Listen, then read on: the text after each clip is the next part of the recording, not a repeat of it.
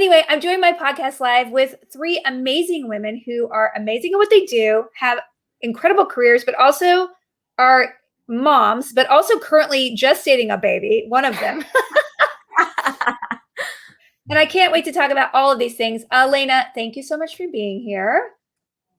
Oh, wonderful. Julie. Hi. What? What was that? Yeah, what was that? That was a lot of talk. And Genevieve, how are you? I'm good. I'm so excited to see your guys' faces. I know, it's very exciting. Hi, it's so good to see you guys. You too. Does it feel like 2 years? It does, right? It's almost been 2 years, right? It does, but it does. Like, it feels like it's been forever, and then it's like I see you guys, and I'm like, oh my god! Like, it brings back to like being in Yaletown together on set, or like at a con. Yeah. I mean, I can't. It is very surreal for me opening up and just like even texting a friend. I'm like, can we meet? Like, it's almost a foreign language. And this is inappropriate, but could we have lunch? I know. Well, in Texas, it's even more. It's like wild here because it's like the Wild West where people are like, well, I'm not wearing a mask, and I'm like, I don't know how to react right now. Like, am I cool? Am I like, what do I do? And then I wanted to do like a short where like two people just come up and one of them has a mask and one of them doesn't, and they're like, hey, how are you? And then one of them lifts theirs up at the same time. One of them lifts the other one down, and then it's like, exactly. Well, that's how it was the other day at the drive-thru when we went to the coast for Memorial Weekend, and like we went and drove up to Dairy Queen, and the guy, like, he had a mask on, but I had mine on, and then he kind of had his on, and it kind of fell, and I was like, so safe. Yeah, I know Texas because my brother was just visiting for a couple of weeks from Austin because he lives in Austin. Yeah, he does. Well, I've actually went to UT. Did you know that, Jen? I didn't know that. No way. I'm hook up. Yeah, that's incredible. You would have gone with Jared because Jared was supposed to go. He was enrolled. Did he ever go though? He got a job and peaced out, right? He peaced out, but he never even. He acts like, oh yeah, I was there. I was like ready to, get into the dorms, but no.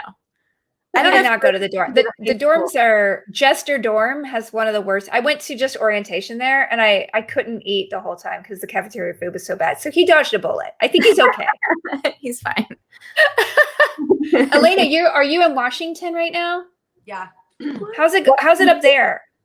It's great. I feel like, the same thing with the mask. Like, it was weird at first, and now it's been like 3 weeks or so, or maybe a month, and everybody's just like, it's so nice to see everybody's face and like to smile. And yeah, for a while too, it was really political, and like at one point I wasn't wearing a mask because we didn't have so we moved back from New York, and New York was just starting to open, and then my daughter was like, Mom, you have to put a mask on. People are gonna I don't know. And I was like, but I'm vaccinated, and this is the whole point of like doing the whole vaccine. And so anyway, it's fine now, and it's beautiful. We just got like some crazy heat wave. I know. You're okay. Yeah. But the thing is like it's not that hot considering like Texans, but no one has air conditioning here. Right. But it was over 100. And meanwhile, we're getting flooded with rain. So I don't know what's happening. It's kind of like flip-flop. It's actually like really pleasant here in LA, the weather. I know. I hate to be a jerk. But Julie and I are actually doing great. Although, Julie, can you stand up and show people what you're, do you mind showing the smallest woman? Like, I don't know why he has to sit so low. Because I carried with Tasman, I carried him like my boobs basically touched my belly. That's what I was. I was like up here. Yes. It was like some kind of weird Jane Austen thing, except like, get out. Get out. It was giving me cleavage for the first time ever. Yes! It's amazing. But no, I don't know. I guess my muscles knew how to stretch. And so he felt like, he's been down low. He's never been high. It looks like he's dropped, and I'm about to give birth, but I'm not. Honestly, I was worried, and I was like, wait, she's only 33 weeks. She's got 6 more weeks of that. I would be like, get out, get out, get out, get out. Yeah. I definitely feel like when people have told me in the past, well, I have a lot of friends who gave birth in their 40s, and they're fine. So I kind of had put like an end date, like, okay, I turned 40 in October, and I was like, if I don't get pregnant by December, I'm just going to like say no thank you, or we're just going to be happy with one and be So grateful. you tried. You were actually trying to have another child. Okay. Well, we were yes, trying, but also like letting it just like if it's gonna happen. Like we weren't like, oh my God, I want like this has to happen. But I also gave an end date because I said if we don't have an end date, it's just we have to have an end date. Yeah. Because I'm gonna keep getting older. It's true. Time exists. Really? We have to talk about that. No. So I mean I have friends who are like, you know, it's fine. I gave birth at 41, 42, and others that are like, oh, it's a lot harder when you're 40. And I was like, oh, I'll be fine. I exercise every day, like it's no big deal. And I'm telling you, it's a lot harder. Is it? What do you so much harder. My muscles, like my body aches, like I'm aching like an old lady. Like I'm literally having a geriatric pregnancy, like for real. What? Because they call them geriatric over 35, which I resented because I had a baby over 35. Yeah. And I'm like, yeah, I found it really insulting. Yeah, it is insulting. Alaina, wait, you were young when you had yours because you had 20s, but my last one I delivered at 30. And even sorry, having a baby. And even that was like, we're gonna have to run tests. And I'm like, I'm 20. You know? But yeah, I mean, you hear stories all the time, and so many of my friends are having babies, and my kids keep asking me, like, are you gonna have more kids? And there was a point, like when I first got divorced, I was like, well, if I met somebody and they wanted kids and they didn't have them, like it would be a gift from me. Now you have 4 kids. Now let's just be clear. Yeah, Jen has a lot 3. Alaina has 4. Julie has now 2. I have 1. It's not changing. Okay, guys? Not changing. And I have, it's fine. However many children you have, I have like frozen children that will never be born. I still pay for them. Right. I won't put out of storage. I don't know what to do. That feels guilt. I feel what do you do with them? Like, do they expire? Like, what happens? No, you just pay $200 or $120 a month. It's ridiculous storage fees. Okay, but I'm like, I can't. You can donate them to science, or you can donate them to other people who might want them, which would be very strange for me. Yeah, I can understand that. Yeah, that's a hard thing. Like, but also like, what a blessing. It's that's an odd one. Yeah. It's something I ever thought about, but like when you do go through fertility treatments, you get as many embryos as you can, because obviously the chances. I went through 3 embryos before the one took, and they were all supposed to be like perfect embryos, but you never know what's going to take. So I won't ever tell my daughter she was 3rd choice, but she's the perfect choice. She's the perfect one. She's the one that was meant to be, right? Exactly. No, so anyway, that's so crazy. When things can be so contrived, like how great that we have so much science that can be done. Because I was like 23 when I had my first one, and I didn't even think about it. I was just like, oops, I got pregnant.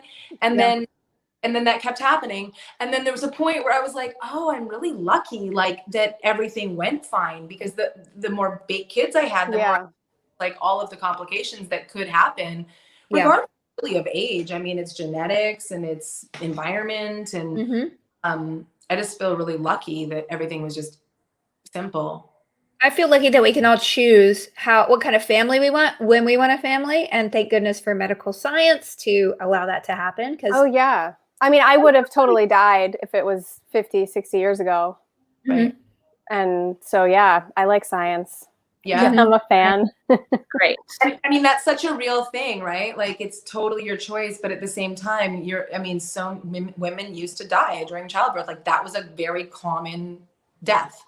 I read this is probably not the uplifting, but I read a lot of like ancient history, and the average ancient Roman woman had 10 children, only 2 of which would survive past 13. That's why they had a celebration when you turned 12 or 13, because it was like, okay, they wouldn't even name kids under 5. Like, it was really, it's pretty amazing. Just child mortality, maternal mortality. And not that we're in like a perfect strait, like, especially even in this country, especially amongst people of color, like it's really not as good as other first world nations. But isn't that wild, Jen? It's very, I mean, that's so wild to me that our mother mortality rate is so high. It's Mhm. crazy to me. It makes me really upset. Yeah, it's disproportionately with minority populations, which is a lot of a lot of factors. But we're not going to crack that nut anyway. Well, So it's important to talk about. yeah, it is. Like that charity, Jen, you and I did some stuff for Every Mother Counts. There's Yeah. a lot of awareness. Christy Turlington's is that Christy Turlington's charity? There's a lot of awareness and I think money going into the science, but it's definitely, obviously there's a need. 100%. I mean, I feel like, and Jen was so kind many, like 7 years ago, to send me these Ina May books. Wait, what are they? Ina May's, I have them up there. Into it's like this hippie Spiritual midwifery, and I can't remember the name of the other one. But midwifery, and it's like the people who have like orgasms during birth. It's like the most hippie-ish books you can read, but they're very grounded in like what I wanted my first experience to be, which was I wanted to feel what my mom and my grandma and all my ancestors felt. I wanted to feel the contractions. I wanted to have this experience and honor it. And I was successful for like 18 hours. It was great. I was in such a deep meditation and it was amazing. And now people have orgasms when they're giving birth? I did not have an orgasm. I did not. I definitely did not, because I didn't even get to the pushing part.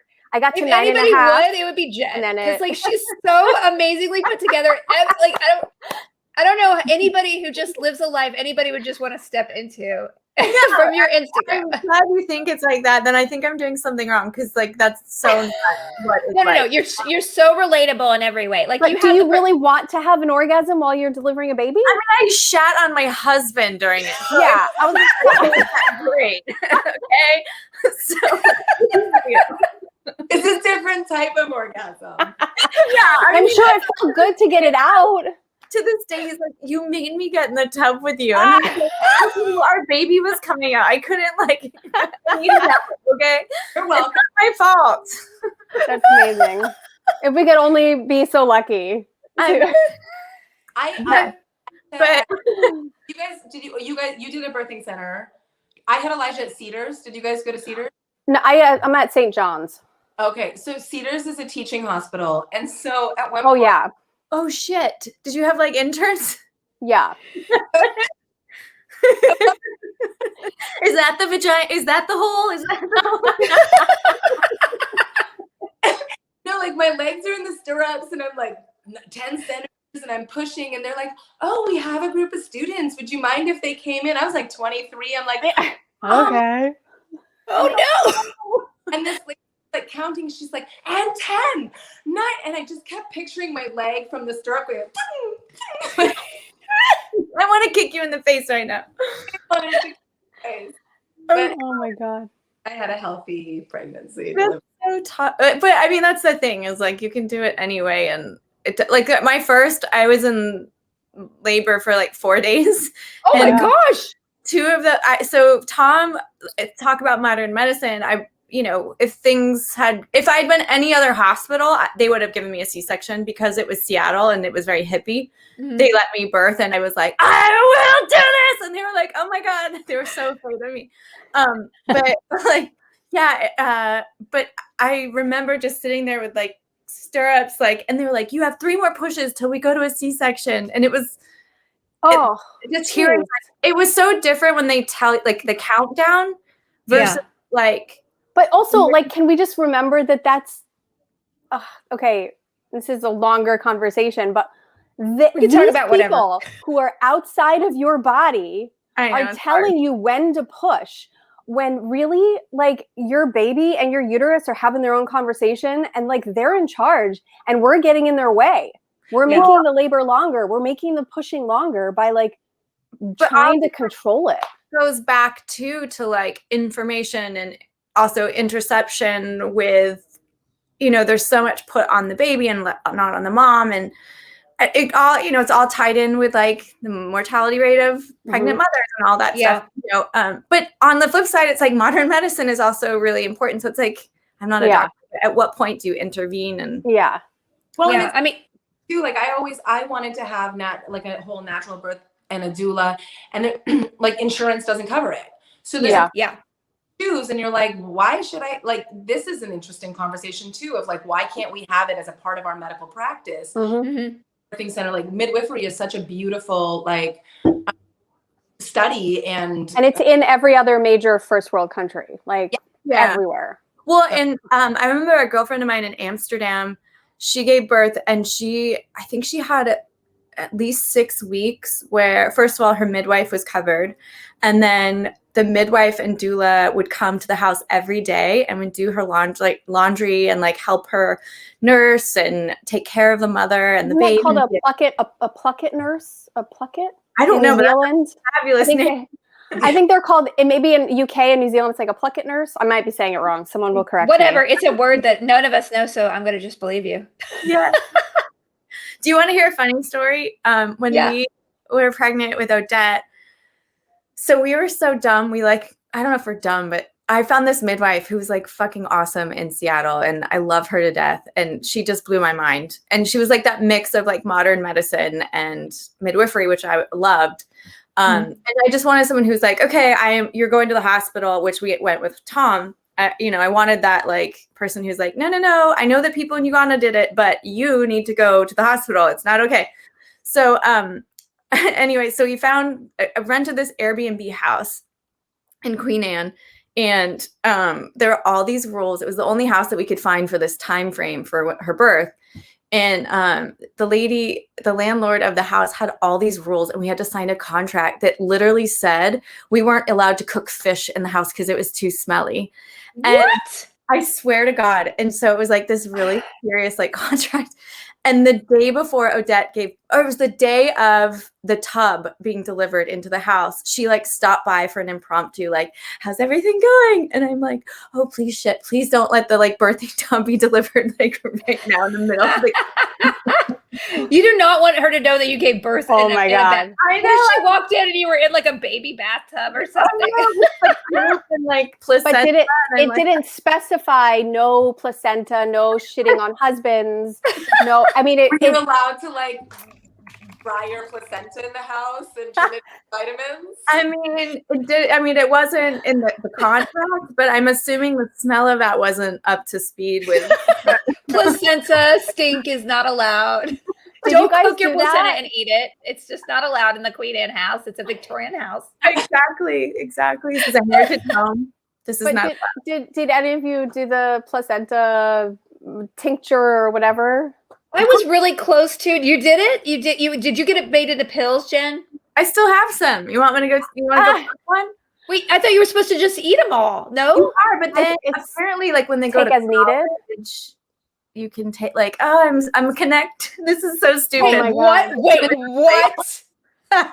Apparently, like when you're having moments of like, when you're like cutting that cord, that metaphorical cord, when they like go away and they hit milestones, you can somehow take that, and it's supposed to like.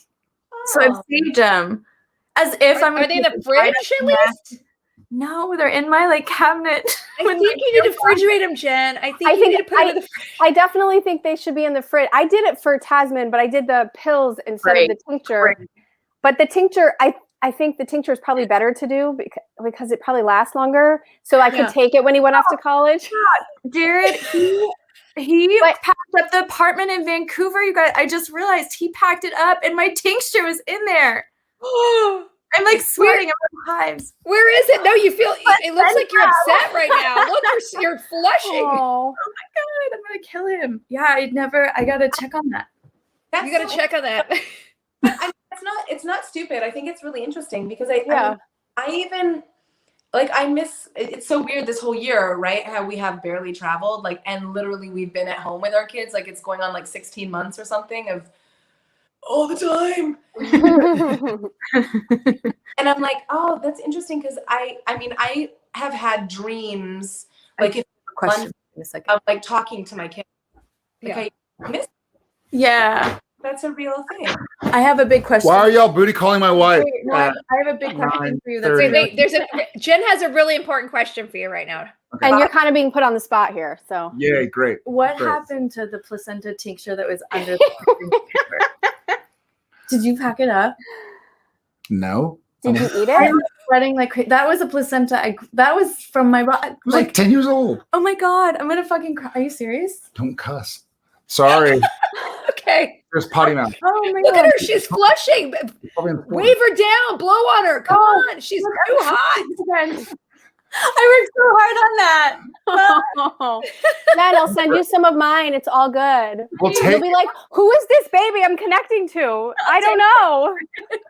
Are you gonna do it? Did you do it? I did it last time. I don't know if I'm gonna do it. I mean, I did it mainly for fear of like postpartum depression, which I didn't actually have, and so then I just kind of took it like, I don't know. I think.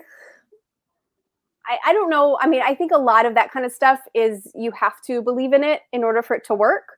Yeah. And you have to kind of be in the right mindset for that. And I'm totally all for that kind of medicine.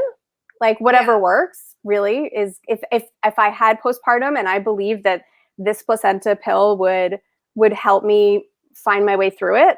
Fuck yeah, that's great. I think that's awesome. I mean, Jared, wait. Just to be clear, you lost one of your placentas because you didn't pat the tincture. I got But the other two. the other two I the made into steak and just ate. I have the other that two night. here. In pill No, form. she's got the other placentas, but they're not refrigerated, Jared. Will you take the pills? Will you take those pills? I right did- now, they're in my vanity. I right gotta now. be straight with you. I took them all when Right? during the 2-week quarantine when we went to finish Supernatural. Oh, I that's just why he drinking was them. having Yeah. a moment. I was having a good old time. I was having the time of my life, just drinking pills. We're like, what is he on? Well, he's on Odette's placenta. Gotta talk to my husband. He's on the placenta again. He's on the placenta. Placenta. No, I don't know where they're probably in storage or something. I don't know. There is storage? That's definitely not like I'm pretty sure that you shouldn't take them anymore. Well, We're no, not taking them, Ed. they're in No, it's like a tincture. Oh, well, the tinctures are okay then, right? the storage is like climate controlled. I think it stays at 70 degrees. Under the sink was not there. It'd be the same as in our house, you know. I mean, I think like the place we got, because Ackles and I just basically loaded everything into a U-Haul and So dropped it it might off. be at his place then. No, it's in. Ackles No. has your placenta. There's a storage unit here in Austin that has everything from his apartment and my apartment that we didn't want That to, you haven't unpacked. that we haven't unpacked yet. Like some of the things we did, but there are a lot of boxes there that I don't want to brave yet. You know, we had It's too a much. we had a full-sized apartment in Vancouver for like the last 6 years. I think that's the worst part of all of this is that none of us got that closure. And in some weird way, I feel like, oh well, it's all open. Like we didn't ever say goodbye, so it's all. I know. I even bought a dress. I was supposed to go back up and have a dress, and I even bought a dress. I was like, you know what? You got to splurge. And then I had nothing. I got Put it on. We'll wait. We'll talk amongst ourselves. Get out of here. What are you doing? I won't fit in it. I have a fat cupcake ass now, Jared. Even better. Then take it all off. COVID cupcake ass. That's what I have right now. I don't know about you guys. That's more exciting. Hell with the dress. Well, then the next time we all get together, we need to I don't know, have some form of a. Yeah. I'll wear a I cupcake know. dress. there was like a hot second where Michael and I were going to move to Austin. I was like seconds away from texting you, Jen, and being like, Oh, okay, tell me where to go. Where should I look for houses? Have Well, stay and, here. Come visit. Look- Now we're going down to probably New Zealand at some point. We've Wait.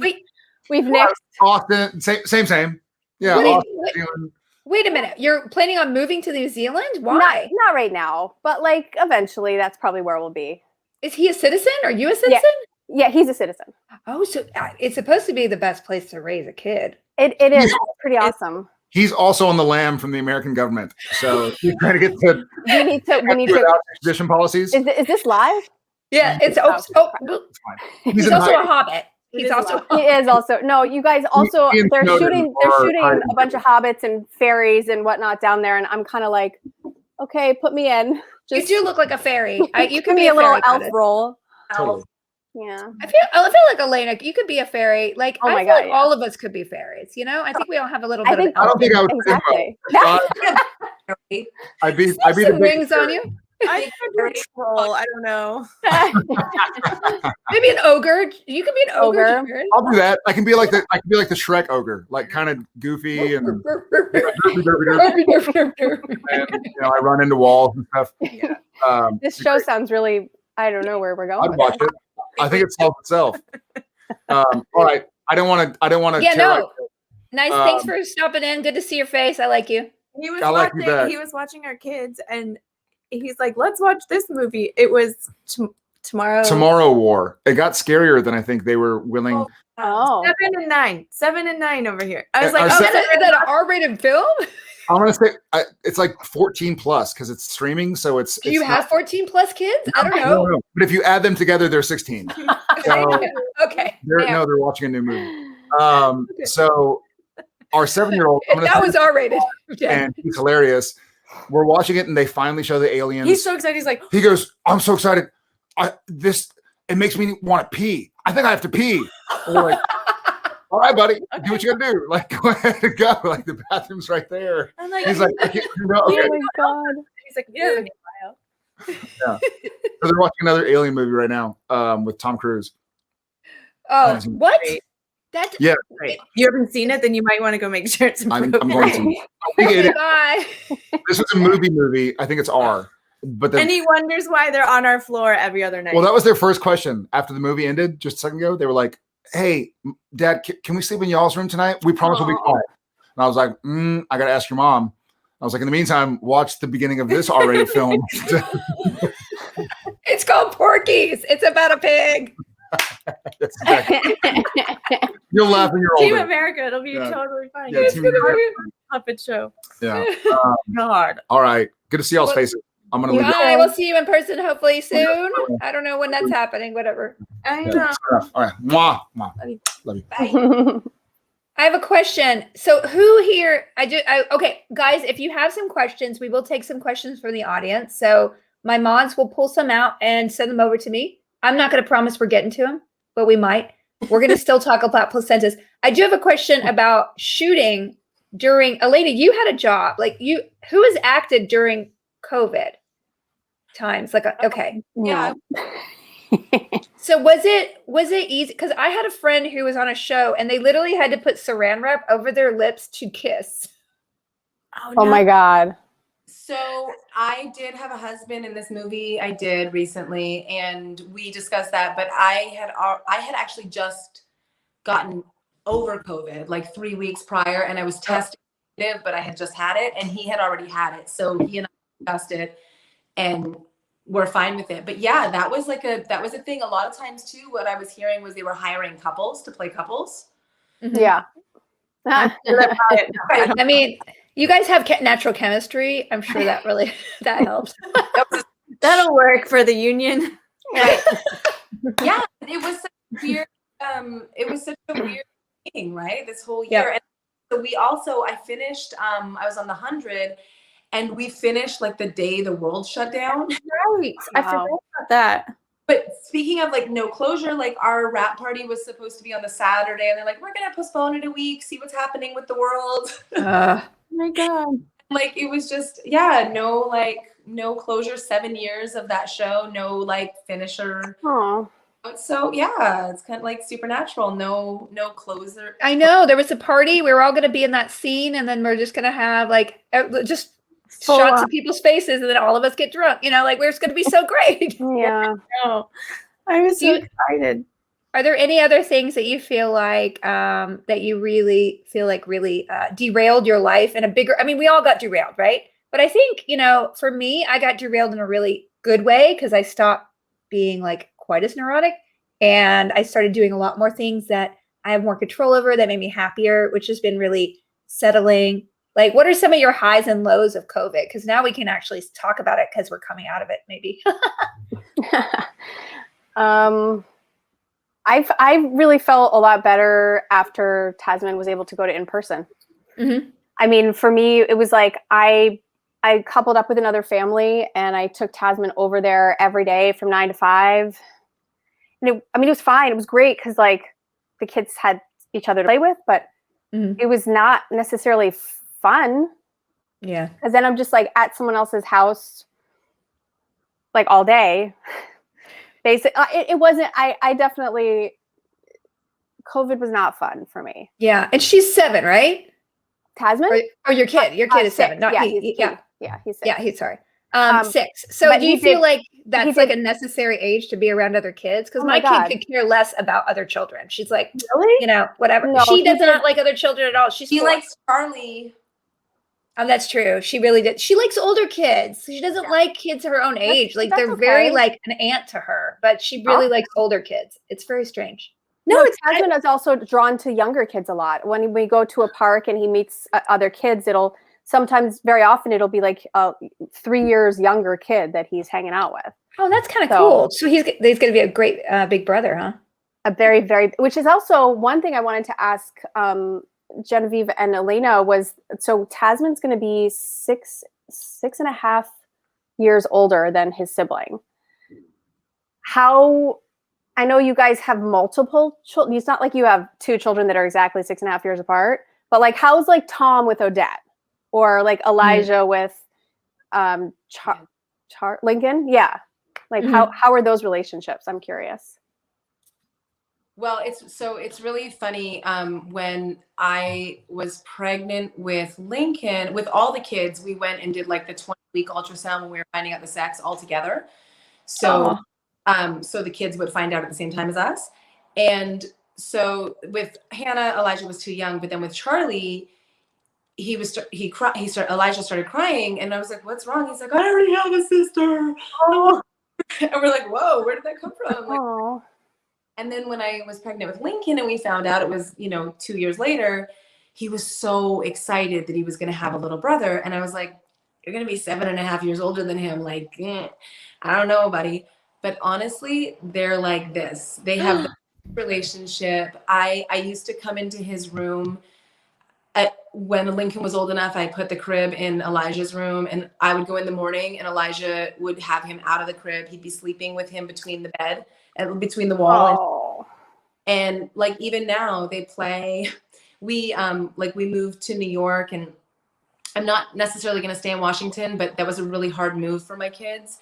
And so I moved back because Elijah has 1 year left of high school. And I was like, "I promise you I'll stay here until you get sorted to figure out what you want to do." And he's like, "Just don't take Lincoln away from me." And I'm like, so, Lincoln's 9 and Elijah's 7. That's awesome. That's the sweetest thing I've ever heard. Yeah. That gives me hope. Yeah, I mean, it's really hard. Jen, how do you feel? Like, you have 3 kids they're all really pretty close in age though, right? They are. So Shep was like, "Oh wow, okay, like we're doing this kind of baby." Like, we weren't anticipating having them that close, which we weren't not trying, but it was like, okay. And so Tom and Shep, that was really tough because I felt like, I had a toddler and I was nursing, and Tom wasn't old enough to really understand it. They are best friends for the most part. It's Shep and Odette that are like oil and water. Like, they are, and Tom and Odette are totally close and fine and in love with each other. But whatever reason, Odette just loves to just really get under Shep's skin. And Shep is like he's very cerebral and very quirky. So she just dropped these bombs on him, and to him, it's like end of the world. So the 2 of them have like issues with each other that they need to work on. But I feel like the distance between Tom and O, it's like they have a love. And I think having Tasman be so much older, he can help, which is so great. And he'll be so excited to be a helper. And that whole phase is like, it's so great. Cause like he can now get his own breakfast. He can pour his own cereal in the morning. Yeah. His own butt. Like all you don't never underestimate the butt with wiping your own butt sufficiently, Yeah. He also will have his own life. Like, he'll be in school. So that little freedom. And then when he comes home, he doesn't feel like mom's like had all this time away because he's had his own life. Right. Yeah. That's true. That's my kids' experience. I totally agree. Nice. Well, and I feel like when they're so close, they can get real jealous of their time with mom. Like mine are always fighting about who's going to sit next to mom at dinner. And it's just like, guys, like we were just having, like, we've all been together all day long and you had nothing to do with me. And suddenly it's this hierarchy of like, who gets to sit closest to mom or dad. And it's like fighting nonstop. That happens with me now. That used to be now all of like go on planes. So I usually put Hannah and Lincoln together and Charlie and Elijah together on planes. That like always works out for me, and in hotel rooms. Yeah. But it used to be that I'd be like, okay, that's you two and you two. And like, it would be like me with two of them and then two in another row. And now they all fight to sit together. And I'm like, what about me? Well, that's the problem with me. Like like stuck with me. They're like, I'm like, they don't want mom. That's so sad. I don't want that to happen. Oh, That's what like for me, I keep thinking, because I have a brother and we're so close in age. And so I kind of was like, and I have 3 male fetuses stored up. So I knew I'd have a little boy if I had another kid. Did you decide beforehand? Is that I did decide. So basically, when you genetically test an embryo, so I had 8 embryos that were of A quality, and so 8 of them came out. I got 32 eggs, and then they fertilize them, and then they test them after 5 days for genetic viability, and grade them A, B, C, D.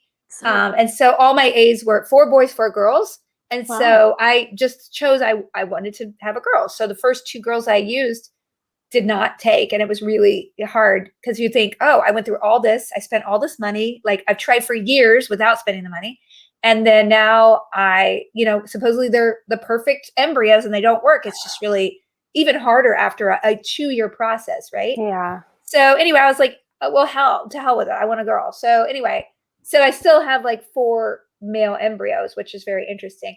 But at the end of the day, Calliope is so she literally at 2 years old was like, Mama, I don't want any more babies in this house. Like unprovoked, she will just come up to me like, I don't want any more babies in your belly. I don't want more. I don't want a brother. I don't want a sister. I don't want anyone else in this house.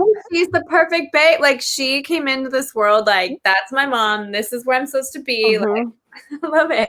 I do feel like psychologically she would actually be really negatively affected if I don't think she'd be like, okay, I'll get used to it. No, she's never wanted a baby doll. She only wants stuffed animals. I even had to take a baby doll away from her because she was like, oh, I put her under there to be lonely. I'm like, no. Another question. Did you ever think your child's going to be a serial killer? I'm just kidding. Once or twice. I think every parent does at one point. And then you make that phone call to your really smart doctor friend and you're like, so they did this. Yeah. Is that normal? I always do the yawn test. I'm like, this kid's not yawning when I'm yawning. Yeah. Stop. It's fine. I'm like, no, watch this. He's not yawning. Does that mean they're crazy if they don't have that? They're like, serious. It's like a sign of a serial killer. Just I've never heard of that. Yeah. What? Interesting. What'd you say, Alaina? That's interesting. Is it because they don't is it yawning because we feel each other? Empathy, connection. Yeah, I don't know. Actually, I Googled it once. It's like bedwetters. They don't yawn when you yawn. So it's a lack of empathy, probably. But what does that have to do with bedwetters? I have a small bladder, damn it. My kid still wear pull-ups. She's 4. Is it okay? Yes, of course it's fine. Is she gonna be okay? I know, it's like Google. So I have a couple of questions. Shawal Spirit 92 asks, I have a parenthood question. How do you guys deal with working and having kids? I work 2 jobs and sometimes it's super hard on me emotionally. This is like tapping into my spirit and also wrapping into, have you all thinking about public appearances at cons? So these are 2 things, because these are the only things as actors we can predict. We can't predict a ton. We don't know when we're working. We don't know what jobs we're going to get, but we do know when we're going to go to. And I feel really anxiety about leaving my kid to go work now. And even going, I have someone watching her during the day when I'm doing streaming and all this stuff, but being away from her is making me physically think I feel ill. How do you guys balance emotionally wanting to work and be a person and having a mom? Can you solve this for all of us? Who's next?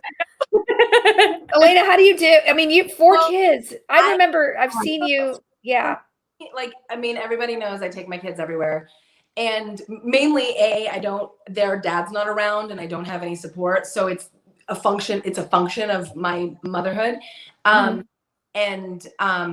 it actually it grounds me. So where maybe a lot of people find it distracting, I don't. I find it incredibly grounding. And I'm not sure if that's just like my nature, or I started having my kids at the same time as I started my career. So I don't really know one without the other. Like I would have a baby and then work on a show. I mean, after Elijah was born, I was on a show when he was 3 weeks old. And then I had Charlie on a show. All of my kids have been raised in a trailer at some point. And so, I feel lucky. Like I don't think everybody has that experience. I will say I'm actually directing my first project next week. Oh my gosh, this is so exciting. You've been talking about this for a long time. This is amazing. Well, exactly. And so like 4 years ago, I was interested in it, and I went up to Vancouver and I shadowed Phil on Supernatural, and I very quickly learned, I was like, this is not a job for a single mom. Like this is a big, huge job. And I literally couldn't do it with young kids. So I've purposely done it very slowly. I'm still going slow because Lincoln will be 10 this year. So my goal is to build myself into a place where I can direct in the next 4 years when all my kids are bigger, because now like my older son drives and my daughter got to drive, and like that's just the reality of being a working mom. Yeah. My friend Sally from Eureka, she was on Eureka as a regular, and she had just had her kids and they were like 2 and 3. And this was like 10 years ago. Now she's like one of the top female directors. She's doing all the new HBO, the Downton Abbey, his new Gilded Age, I think. Yeah. And she directs all these big sci-fi things. She started by directing on Eureka and she just loved it. And she was like, you know what? I think the long term of my career is going to be directing, but she took years to get there. So it's so smart. People I know, like when your career takes off, so many friends of mine that are directors, like they really struggled and put in the work. And then all of a sudden it's like, bam. And then they took every job that came at them and they were not home for 9 months. And I was like, I can't. No. So I want to be purposeful. You know, I'm investing my own money in this, which is killing me because I haven't worked in a year. But I'm excited about it. And, but yeah, I mean, for me, it's just a function of life. I mean, in so many ways, I'm grateful. And this is a conversation I've had with my kids so often. Like, yeah, I have to go to London for 4 days for a con or for work or whatever. But then when I'm home for 3 weeks. Yeah. Like, or a dinner here or there, but I'm home. I'm not, I'm not working at a certain time every day. And so, and even all the series that I've been on, I've always been in ensembles. I always look for ensembles or recur characters where I know I'm not going to work that much and still make a decent living. Yeah, I mean, that's my goal. I mean, that's why COVID helped me craft. Like, I'm writing a lot more. I do a lot of streaming from my house, and I'm going to go to cons and hopefully have a little acting. But that will allow me to be as at home as much and have flexibility. It's so hard. And Jen, you know, you had kids during a time when Jared was still on Supernatural. Like, how did you do? You're a full-time, almost single mom, right? For a lot of years in a way.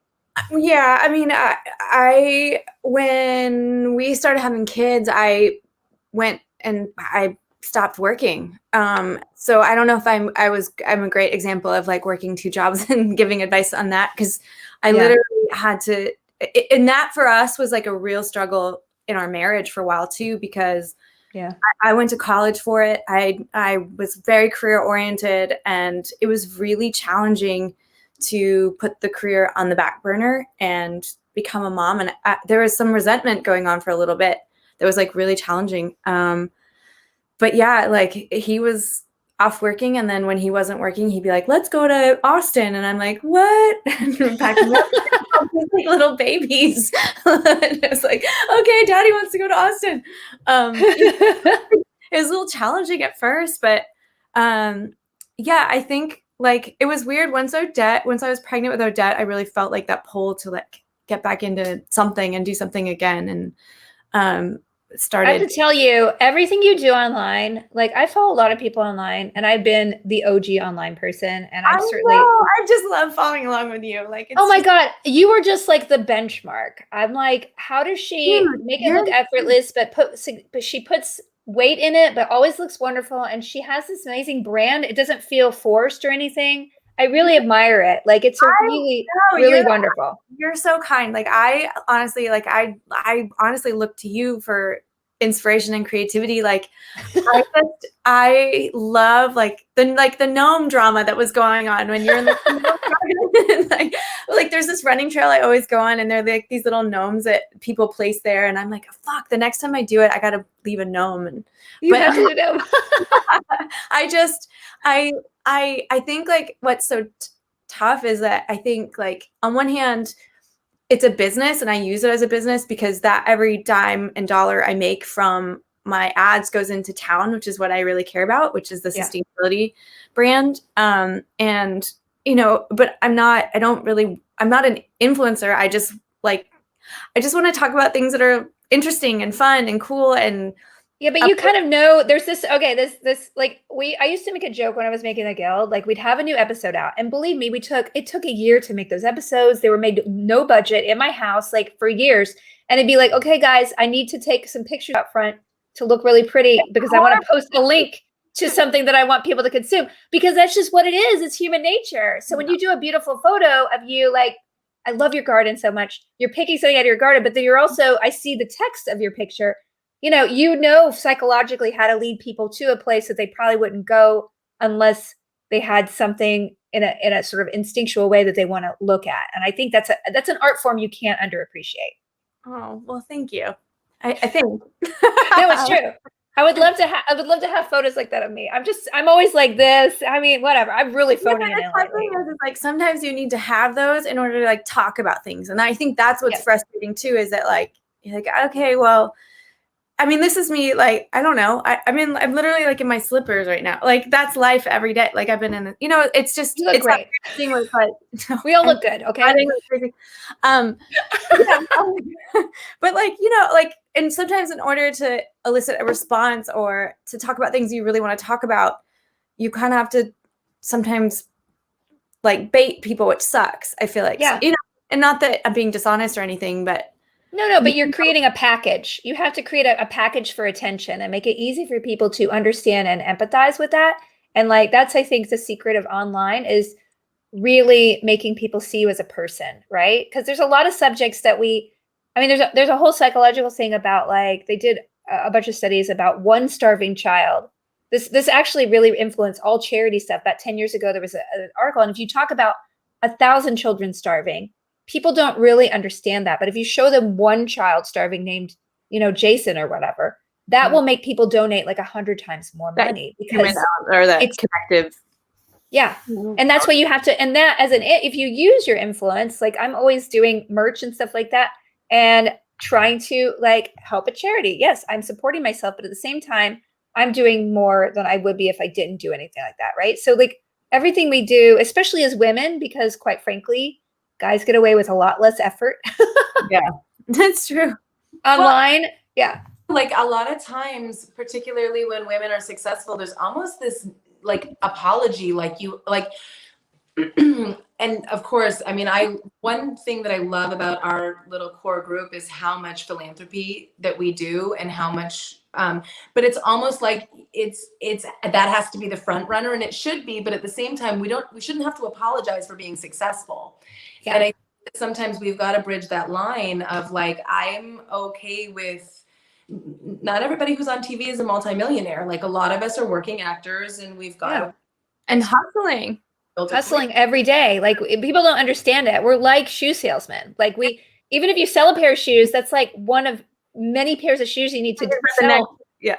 I need to get these ones, but you could also get these ones. Yeah, exactly. I mean, you're a starving artist. Like there's a huge balance majority of actors who are working class, who we make enough money, we can make our health insurance and our pension credit for the year. Yeah. But yeah, we're very working class. Like, I think it's a glamour of the business. Like, I think it is a business where you have to sell success to get success in a way. You have to upsell yourself.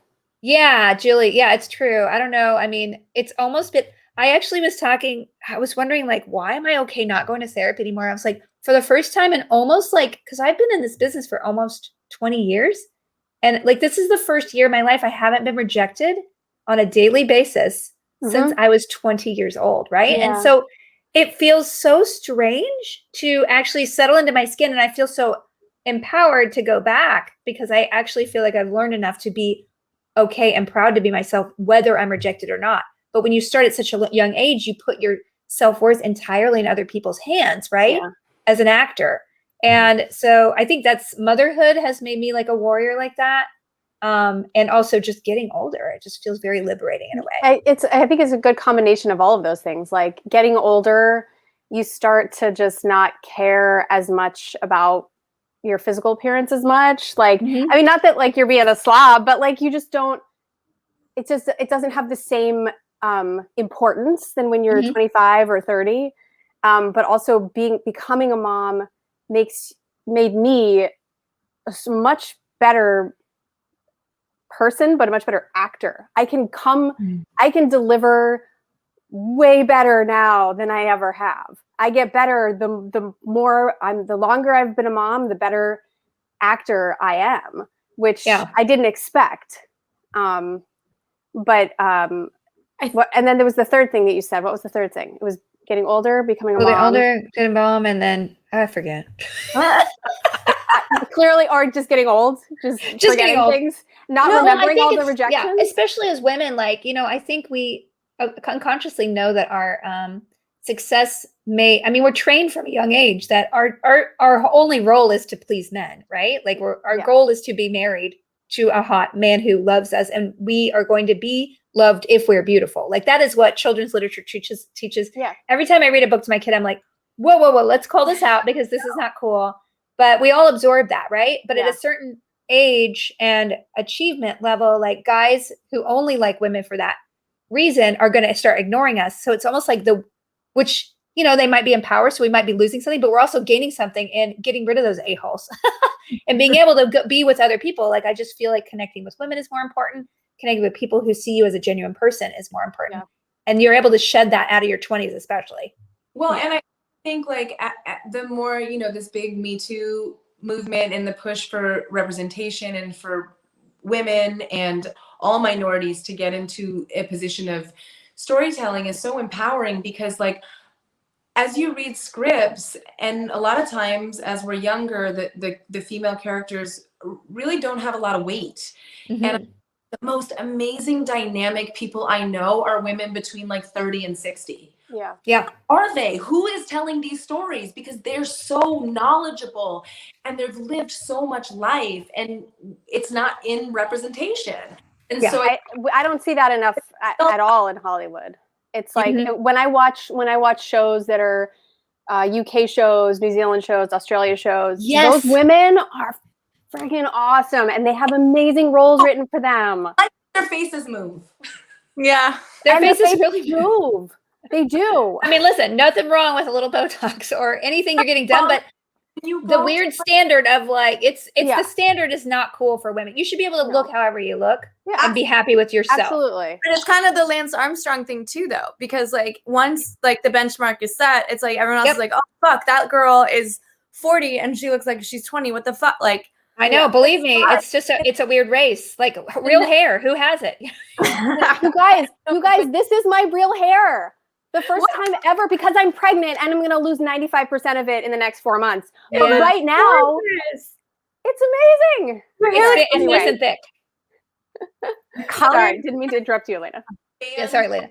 That don't say if something's been photoshopped. So like you go to Amsterdam, you go to New Zealand, you go to a lot of these countries and the covers of magazines, women in their later years look their age. They've got nose lines and forehead lines. And again, you're like you said, there's nothing wrong with wanting to feel beautiful and doing things. I question the society that makes women feel that they have to not. Yeah, well, it's like cling to this thing. This shit. Yeah, you earned it. Years of life. Why do I have to pretend it doesn't exist? No, it's true, because then you're adopting the standard that men really measure women by. Do you know what I'm saying? Like it's still buying into the patriarchy. It's also women. Women are the problem too. You're totally right. Yeah. I mean, listen, women and men, when you post a sexy photo of yourself, you're going to get more engagement from women and men. It's not just women, like it's men. Yeah. Well, okay. One last question. Wait, sorry, Alaina. I was just gonna say that's always so interesting because sometimes you'll post something that's like really deep and meaningful and it doesn't get a lot of reactions, and then you post the most shallow shit. Yeah. Yes. But Well, then, that's why I don't want my kid to have social media, right? I mean, aren't you afraid of your kids? I mean, I don't know, like TikTok and all, like, the TikToks now. I mean, just the Instagram, especially when you're seeing your peers like presenting themselves in a very false way, like you're making people feel at a very young, impressionable age, very insecure about and then also concentrating all their efforts on their outward appearances, like just that. What are you going to present as yourself versus who are you going to be? I think we can use a lot more Kate Winslet's. Yeah. And she is, I know. we need that. We need to see, look, after I nurse my kid for, I don't know how long, we'll decide later, but my boobs are going to go back to their little flappy nipple skin things, whatever they are. And you know what? Like, your boobs are perfect. The thing is, here's the thing. At this point in my life, like if I was 25 and they were like, okay, so we have a sex scene and we're going to do this, whatever. Like I didn't even take my bra off in the sex scene in Supernatural. Like I was like, nope, I'm good. Like, let's just like move around in the car. Oh, and thank God I've never had to do a sex scene. Oh no, but like, I feel like at this point in my life, if I had a sex scene, I'd be like, okay, no makeup, because who wears makeup in the middle of the night? No one. Yeah. Sorry. Okay. And if you see my boobs and they look weird, that's because boobs are weird. They are weird. Okay. Just They're like keep this. going. I mean, I feel like today. way more confident that I wouldn't give a shit, that I don't care. If you want to talk about how weird I look, cool. Okay, whatever. I don't care. I just did a great job in my job. No, it's true. I mean, it is that kind of confidence. And I think it's wonderful for us to represent that to people and to our kids, and just to everybody in general, and in the roles that we take and what we demand of the material that we embrace or make ourselves, or we are leaders, and whether you're leading one or a million, like if you can influence one person to embrace who they are and pass along a value that you really feel strongly about, like that's the power of this new world that we have that kind of democratizes that. And it is a wonderful thing. There's a lot of bad things about it, but there is a wonderful thing. We lost Alaina, and we do have time. So I want to let you guys go, and we will say goodbye to Alaina. Everybody go to Twitter and say goodbye to Alaina, because I think her connection. Where can people find you? What project would you like people to check out before we leave? Jen, where do you want people to follow you on Instagram? Because she is wonderful at Instagram. You're so sweet. It's my name, Jen, Gen Padalecki. And then I just launched a company called Town, TOWWN, which stands for Take Only What We Need. And it's all about burnout and sustainability and how to marry the two. I have learned a lot from some of your posts about and I actually bought like some silicone bags. Like I really have been inspired by a lot of the things that you posted to be just better around my house, especially during COVID. It's just full of plastic. So thank you for that. And Julie, where can people find your stuff? Mine, I'm just at Julie McNiven on Insta and Twitter. And I would say I haven't worked in the last year because it's been COVID and all that, but I am really, really proud of my role in Doom Patrol. It's an amazing show. If you haven't seen it, it's on HBO Max. Yeah, people can watch it on HBO Max now, which is cool. A good, like, heart-filled superhero, but they're all super flawed. It's definitely worth a binge. Yeah. Well, no problem. Thank you so much for being here, and I will see you hopefully in person at a con. Yes, you guys are amazing. Thank you so much for having us. You're wonderful. Bye. Bye, everyone. Bye. Bye, ladies. Bye, you guys. I just had a text from Alaina, and she said, "I'm texting you from my watch. My phone's overheated when Julie started talking about her boobs. Try to lock back on." We wrapped up. We all love you, and I sent them to say bye on Twitter. Thank you for being here. Now we have another guest. Thank you guys for being here, by the way. This has been a live edition of my podcast, Felicitations. I am usually just ranting into a mic by myself, but the opportunity this month for Twitch to encourage talk shows and podcasts inspired me to invite some of my very favorite people on the air to talk to them.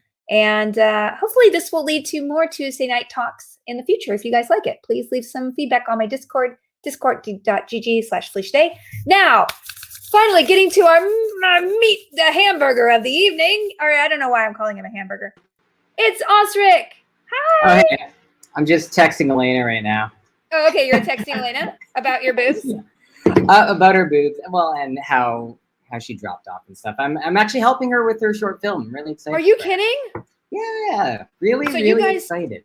Okay, I want to hear all about it. I feel like I want to have her back on. She can come back on. I'm so happy to have you here. It has been so long. You are one of my favorite people. It has been don't a tell long anybody else. time. And It's I been won't way tell too anyone long. else. Yeah, Okay, it has okay. been way too long. If anybody watched the vlog, Osric was actually in a fencing episode with me. He is physically talented as well as mentally talented. Yeah, I have my moments. Thank you. Yeah. How are you? How is okay, so we're going to catch up on all things Osric because I've been watching your Instagram and I'm like, what is he doing? So I need to hear everything about what you've been doing and your new venture and all of that. Because the last time I talked to you was probably over 2 years ago and you were directing a film or you're producing a film. I produced a film. Okay. Okay, wow, that was a long time ago. So I produced know.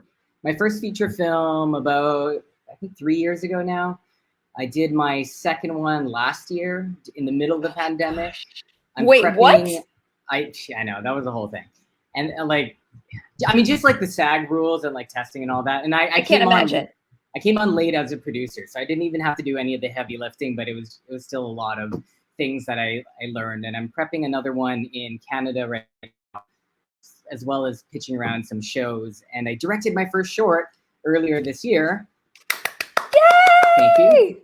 Amazing. Pretty much everything Alaina said. And then we started talking. She was talking about her short, and we had spoken about that pretty early on. So I found her a writer, and she found some producers in New York, and now we're getting ready to get that going very soon, actually. That's amazing. And okay, in the middle of all of that, I opened the restaurant. Yes. Okay, so I don't know how any of these things are connected. Like what? Okay, I want to get back to all the film stuff because you are so talented and so creative, and I want to hear all about how that COVID experience was. But I am the only thing I did during COVID was eat, so I need to talk mostly about the restaurant. Why would you open a restaurant, especially during COVID? Like, what inspired this? Where is your restaurant? Where can people eat there? But I want to know why. Okay, first, why a restaurant? Okay. Man, so many things. Okay, I'm a great interviewer.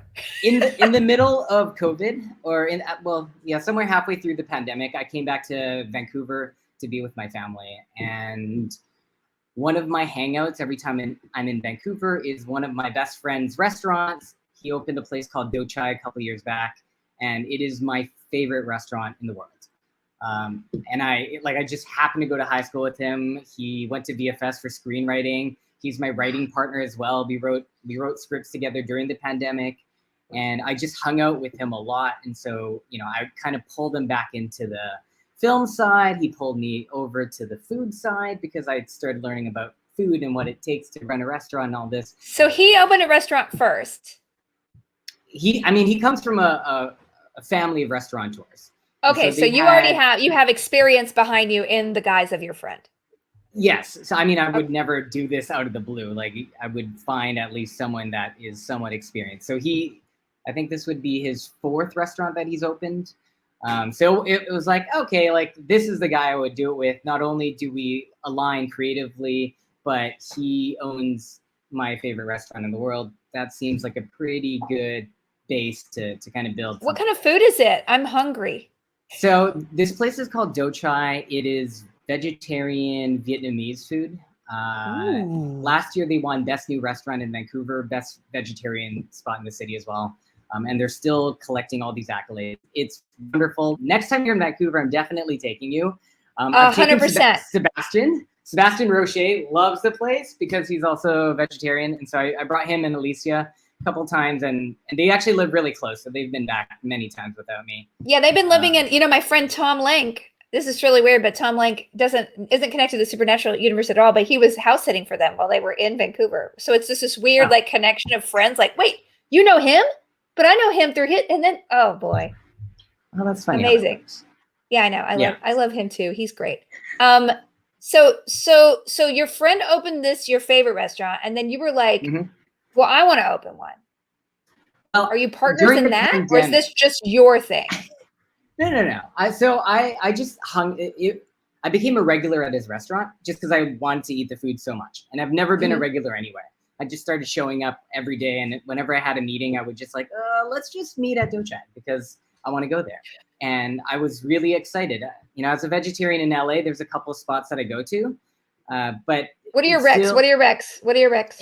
In LA, like Sun Cafe, I go to a lot, Cafe Gratitude, but like all the vegetarian, vegan places, like they still have this kind of a stigma around it, especially for your non-vegetarian vegan friends. And so Dochat was the first place where I was so excited to take my non-vegetarian friends because I just wanted to hear what they would say, and all of them would either be like so like weirdly surprised, like, oh, wait, there was no meat in this.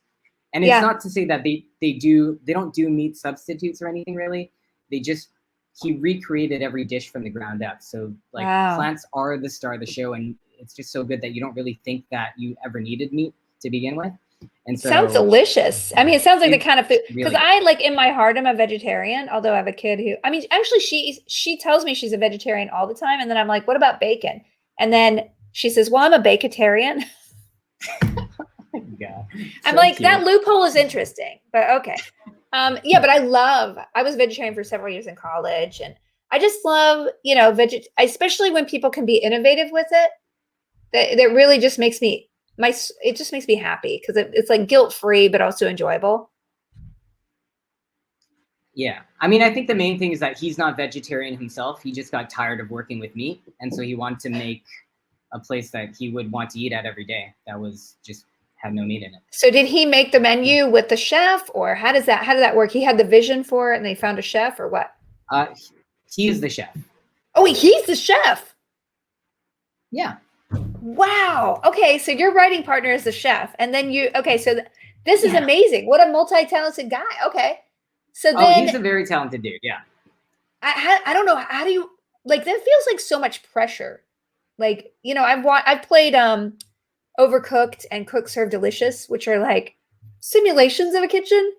It doesn't go well in my virtual kitchen. Okay. I always get backed up. I burn things. I can't imagine having real people. Well, I mean, I think the big takeaway for those games, because prior to opening the restaurant, I did play a lot of Overcooked to prepare myself. Oh, you did? It's very big. But it does help. It actually does help. Like the main thing is that you don't do it by yourself, right? It's a team effort. So if someone on your team doesn't know what to do, like you have to help them or you have to teach them. And I mean, how I see this place and our other restaurants, like we're more of a school than we are a restaurant, because we're just constantly in the process of training people and teaching them. And if I'm not training someone to someday take over my job, I'm probably not doing it right? And same with the kitchen. We don't want people to just stay where they are, like washing dishes or serving. Like ideally, we want to teach them to someday own their own restaurant if they want to. So that doesn't sound like Gordon Ramsay to me, but yes, I mean that philosophy seems a lot cooler than what I've seen in practice, which is I think Gordon Ramsay does do the same thing. Have you ever seen? Because I also watched a lot of Kitchen Nightmares in preparation of. Wow, you did your research. Okay, wait. You did Overcooked. You did Kitchen Nightmares. What else did you research? That was it. Just those two. Okay, that's and it. Chef's Table. Sorry, Chef's Table. David Blue. Hi, David Blue. David Blue's in the audience. I just want to say hi. Hey, David. Yep.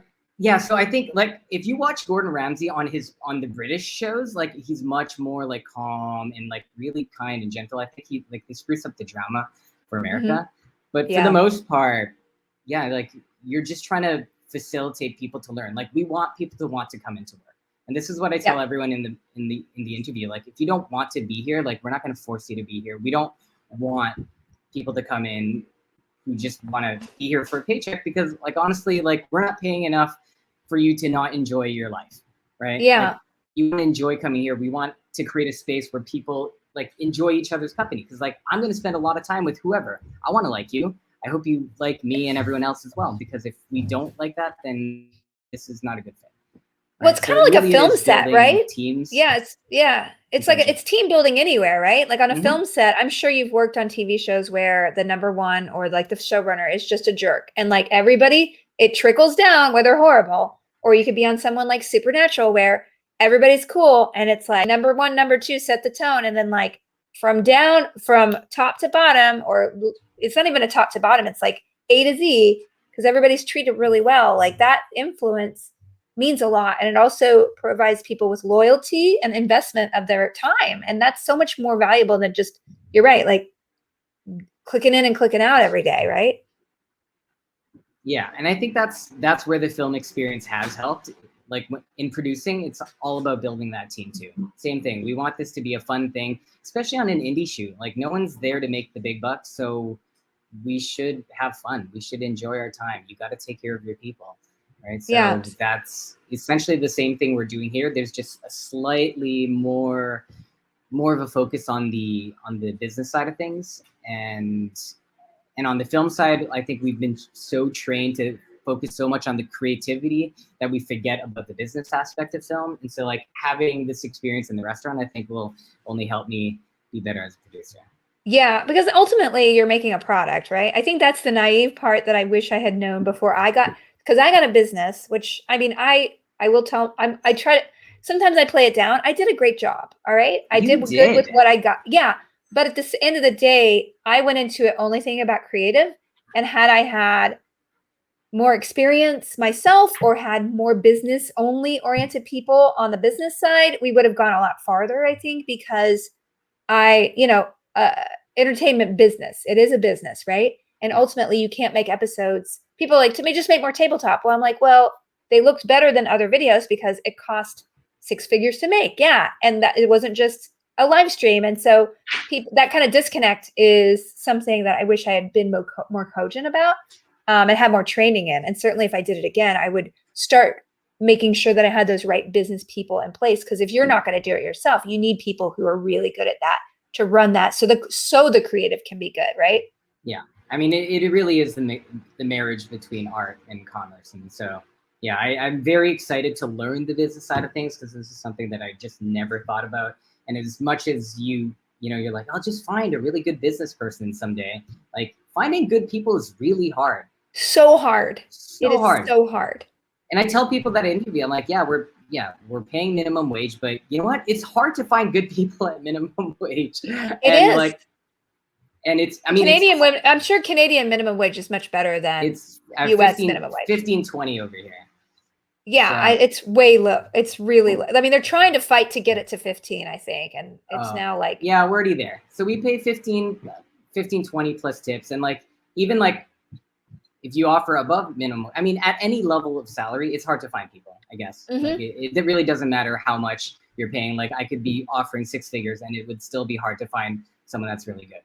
And I will tell you, the one thing I learned from business is that the best thing you can do for your business is to get rid of people who aren't working for your business, because I could not fire people. I could not really evaluate and see that in my weakness or trying to make something work with someone, I was actually taking everything down because of that semi-loyalty in a sense. Yes. And like they weren't thriving and the company wasn't thriving.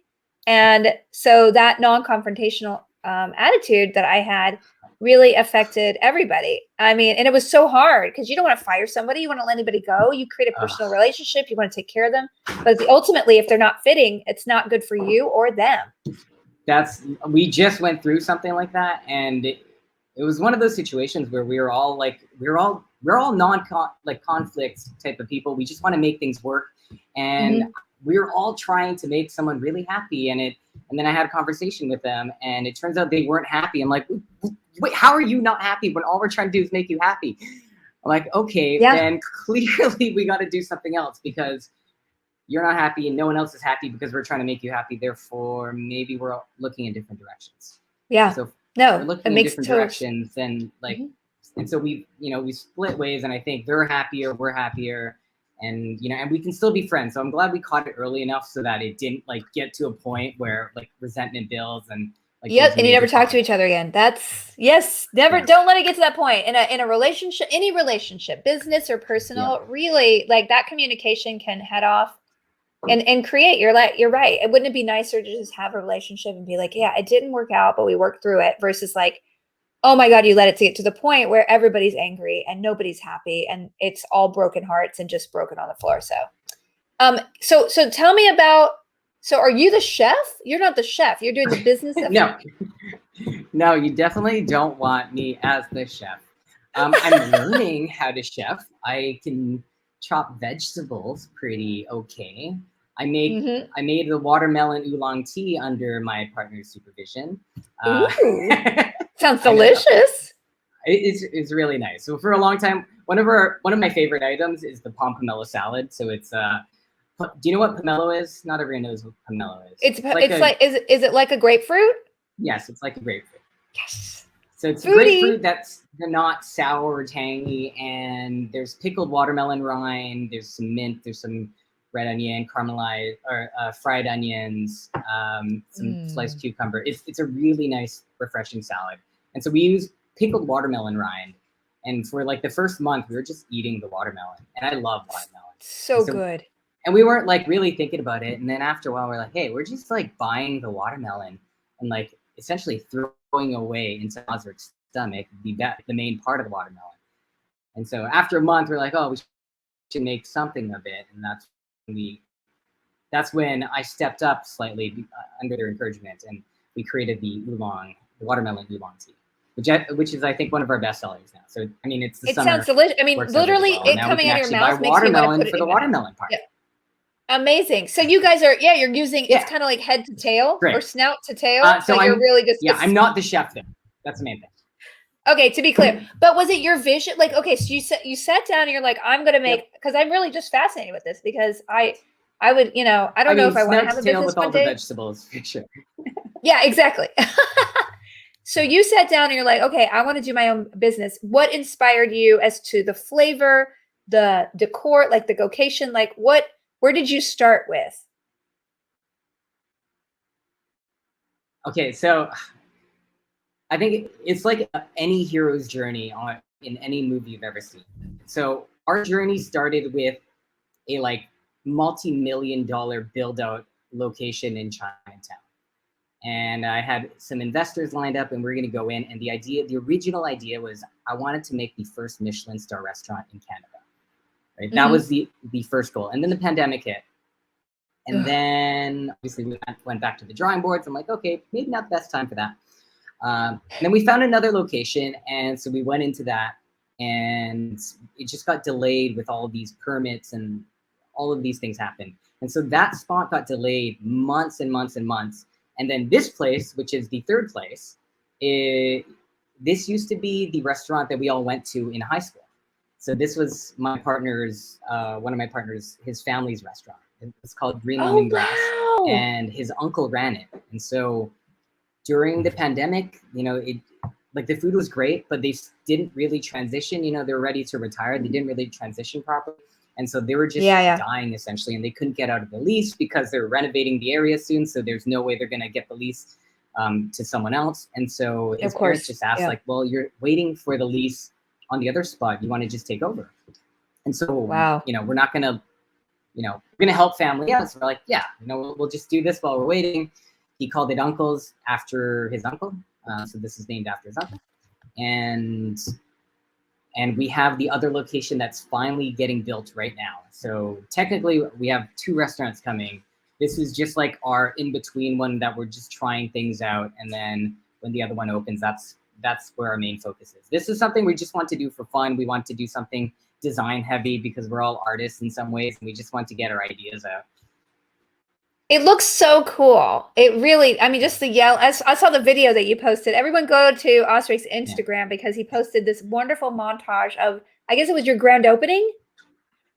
We did a video screening. So we have this big wall, and we're like, man, wouldn't it be cool to just project stuff on it? We did a testing, and And I'm like, you know what? Let's just do a movie night. Let's do a movie night on Friday. And I licensed Crazy Rich Asians. Never licensed anything in my life. So like went through the distributor and everything, which was a great learning point for film anyways.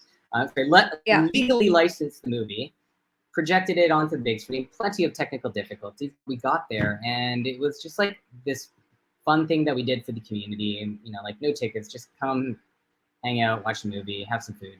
And it was just really it fun. looks so fun. It really did. And the fact that you have this to be this artistic outlet, you know, it's so inspiring because I think as creators, we always are waiting for someone else to give us permission to create. And a lot of the time we lock ourselves in. I know that for, you know, I said this before, but COVID really allowed me to be like, okay, you don't have to hang your whole worth on this acting and personality thing. Like, what else could you do? And so sometimes having things kind of shut away from your possibility allows you to explore other avenues that you would never have considered. And so what's so inspiring is that you saw opportunity, but you're learning about business, but you're also using this. Nobody would think, oh, restaurant creativity, but you're obviously infusing it in so many ways with your creativity. Is it satisfying? Is it something that you see as tangential to your sort of film career, or is it just all this holistic Osric world? I mean, I think it's all very holistic. I think the main part for me, you know, as I get older, and especially during the pandemic, there are a couple of factors that weighed in on this decision. One, I wanted to be with my family in Vancouver. You know, realizing how old my parents are getting, and I don't want to wake up one day and realizing that they can't walk around or something. You know, so like I want to be there for them. Two, you know, I have been kind of like letting my life be dictated by whatever the industry or whatever I think the industry wants me to be or where it wants me to be, and I kind of just want to choose. I want to like say like, okay, my life is in Vancouver. I got these things. I have my roots down, and if there's a project that comes, I'll see if it fits into my life. Like I wanted to go from that approach as opposed to like I'm available wherever you want, whenever you want.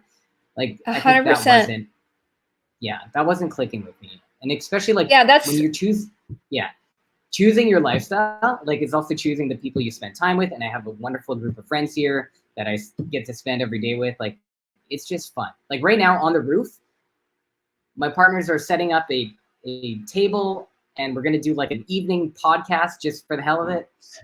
I don't know why, but we just kind of got like, we hang out in this room all the time. We just talk random things and like, hey, wouldn't it be funny to just do a podcast on the roof? Like, what are we going to talk about? It's like, I don't know, something. And I love that. I love it because those are the things we don't allow ourselves to do as actors because you're always like a chip waiting to be picked up, right? Like, I was just thinking the other day, I was like, you know what would be really fun? To do a play. I'm like, wait a minute, you haven't done a play since the first year you moved to LA. I'm like, well, could you do it? What if you got a job? I'm like, maybe I don't do a job for 6 months, you know? And just the idea that I could do that, you know, like financially, I'm able to I'm able to do some writing and streaming. And I'm like, goodness, how wonderful it is that I have, you know, a lot of my other actor friends, you know, don't have that privilege. They have to, you know, move home or whatever. Like, I'm so happy to have, because of COVID primarily, created a world where I can decide what to do with my creativity and my time and be with my family more and my kid more and, you know, travel a little bit for conventions. But at the end of the day, be more grounded and centered. And, you know, you're right. Have a sense of place and ownership. I love my house now. I don't really want to get away from it versus before it was like, who's going to take me away? When's the phone going to pick up? Like, do you want to take me away? I'm ready. Like, it's not real living, right? Yeah. And I think just not being as desperate, it kind of makes people want to offer you jobs more. So kind of like, it just fulfills this thing that it takes away that reek of desperation that all actors kind of have, right? Like most of our time is unemployment. So unless you're one of the 1% that is like nonstop offers, like, oh, I got to make time in my schedule. Most of us have a lot of downtime that we're trying to fill it up with getting work. And a lot of, you know, the idea of getting work is just like, I'm available, I'm here. I'll clear my schedule. And yeah, I think there's a better way of living. So yeah, that sinking feeling that on a Friday, I remember that for years on a Friday at 4 p.m. It's like, you have an audition in Santa Monica. I'm like, or I book a plane ticket and immediately I get a call back, and I'm just like, I guess I have to upend everything I want in the life. And I think, we're trained that we have to do that, but at the end of the day, it makes us so disempowered as artists because we're hanging our self-worth and our creativity and our artistry on the whims of other people who honestly don't value those things about us anyway. It's really a business for them, which makes sense, right? So we have to value our own artists in a lot of ways. And it seems like you and your friends have created that sort of magical group of you all enhance each other's creativity in a way. And that is so inspiring and so important for you to grow as a person. Yeah. I think that's the most important thing. And like with the restaurant, like I want to do the same thing with film, right? Like as much as I love working in projects and shows and movies, like I would much rather do something with the group of friends that I'm producing stuff with, because like we got it off the ground. It took us years, but we finally did it. And now we get to pay people a living wage to do something that they love to do. Like how beautiful is that? Like the first time I did that and I got to like write a check for people, I'm like, holy crap, this is so weird. Everyone's calling me boss. I don't know what to do, but I'm like giving these people a living wage to do art, right? Like it was such a cool feeling. And I just, I feel like I've met so many wonderfully talented people who are maybe not the best at getting work.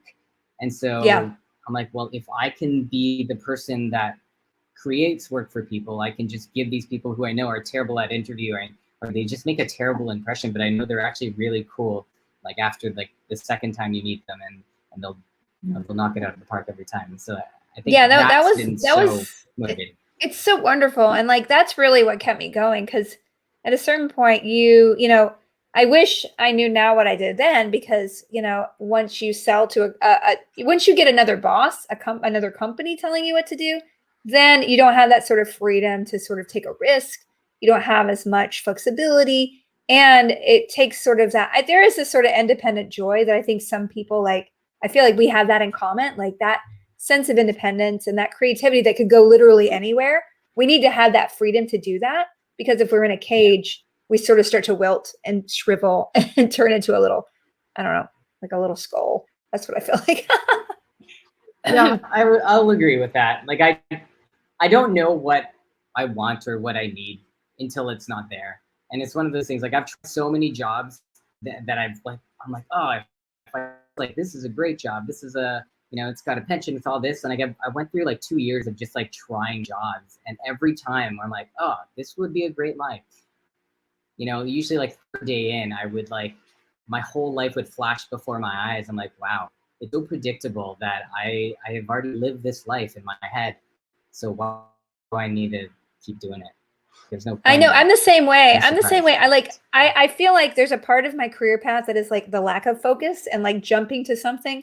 But like there is that sense of like, I don't want to know where I'm going to be in 5 years. Like that makes me so upset, because not only like you don't know what's going to come into your life and sort of spark and whoever you are, and because you change, right? You're not the same person 1 year after another. So I don't know who I'm going to be in 3 years. Like, what am I really going to want to do? And you're totally right. You have to sort of experiment and find that place that challenges you, but also allows you that sort of freedom to kind of expand. And like, I'm always coming back to community online and doing online things, because really you can make a video, you can make a photo, you can make whatever, you can make a piece of art, you could stream. That sort of independence of expression is really important. And also just to be challenged, because you're right, I get bored. You obviously get bored. We're not looking for security in our life. We're looking for, novelty and new experiences and ways to put our voice out into the world wherever we can. Yeah. I once told my parents at the very early stages of my career that I would rather sleep on the streets than get a 9-to-5 job. I know. I moved to China. Yeah. When did you move to China? 2010. Wow. What did you do there? How long did you stay there? I had no plan. I just went because the Olympics were coming to town, and I'm like, well, the industry is going to shut down for at least half a year. So I'm not ready to party with the world for 6 months. I just want to go do something productive. And so I went to China. And you just hung out, or what? For like 3 years. What? I What did ended you up do working there? in Chinese movies. I How learned did I not know Chinese. this? It was a This really isn't- random time in my life. Wait, so you were in China? This is amazing. So you just got a plane ticket, went over there, found an agent, or just started acting in Chinese film? Have you seen the movie Yes Man with Jim Carrey? No, but I know about it. Is that you? Okay. Well, so I watched the movie and I'm like, that makes so much sense.